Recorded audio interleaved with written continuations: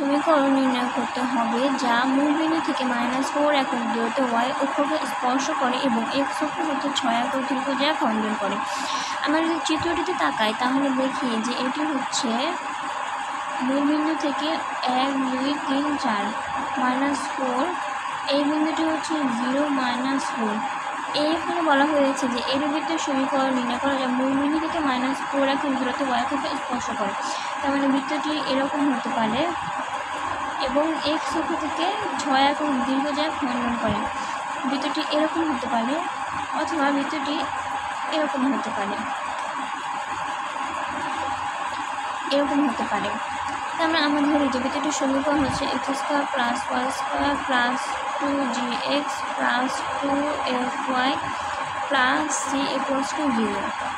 আমরা জানি যে যদি কোনো বৃত্ত y অক্ষকে স্পর্শ করে তাহলে সেক্ষেত্রে c = x² হয়। এটি আরেকটি সমীকরণ।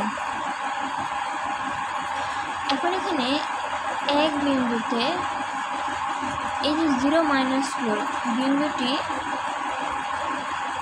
1 রেখা দিয়ে যায়, তাহলে 1 এ বসে আমরা পাই 0 + 16 - 8g 0, এটা 0 প্লাস -8a প্লাস f², এখানে f² - 8a plus 16 = 0, f - 4 whole square = 0, f = 4। সুতরাং c = 16।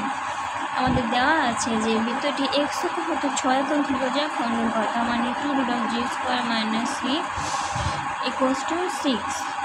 এখানে g² এর মান আমরা জানি না, আমাদেরকে এটি বের করতে হবে। c এর মান 16, এখানে 30, এটি দিয়ে ভাগ করে হয় 3, তার উপরে স্কোয়ার করলে হয় 9 স্কোয়ার, g = 9 + 16 রুট = 5।